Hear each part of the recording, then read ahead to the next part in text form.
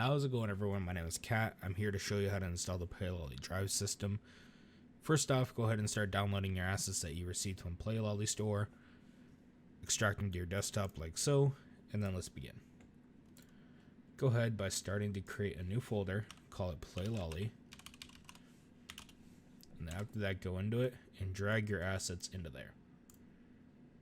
Next, you will want to go into your server, go into here, press enter, ensure that file you just created. Go ahead and save. I'm going to enable this. By the way, this is a completely fresh QE core server.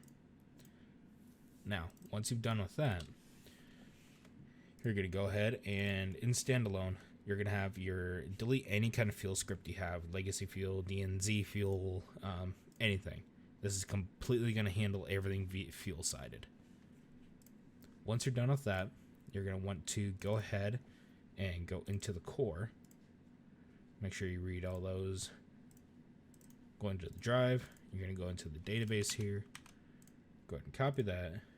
I'll just go ahead and pull mine up here. Let's see. Where's that? Show. Yours may look a little different.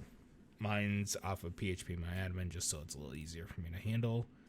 And of course, it's going to look weird. Let's see. 6 Echo Charlie.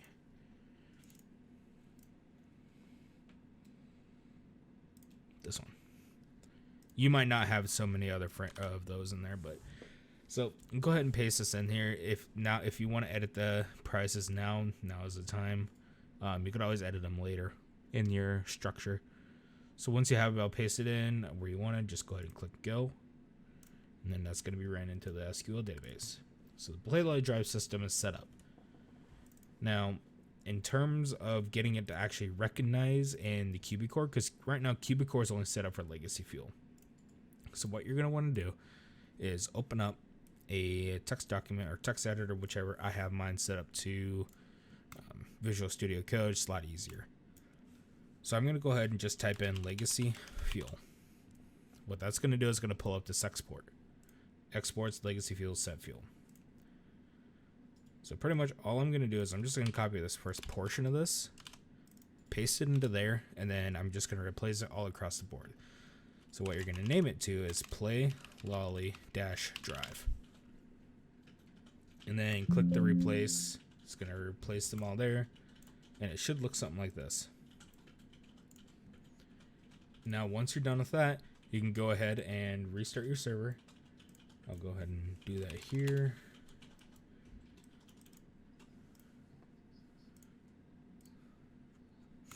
We'll just give it a little bit of time here.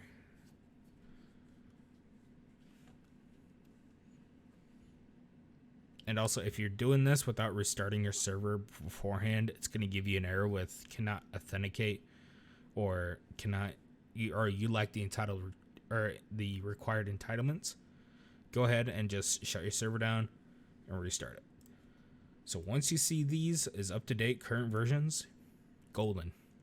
Now all you have to do is just fly into the city here and everything like that around the map. You should be golden. We'll go ahead and spawn a car, which we have. I believe we have a car going here. I don't. But regardless, if you're able to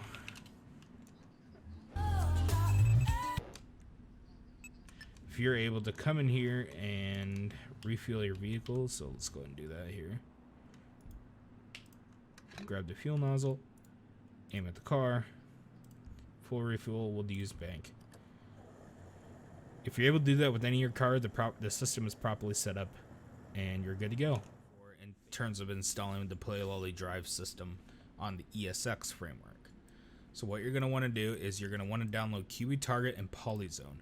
It does not come default with the ESX Legacy. If you're not using Legacy, I'm unsure if we'll support it, but I don't know. So if we go to QB Target and then go to the init file, and then scroll down to line 27, make sure this is set to true. This is set to false by default. Make sure it's set to true.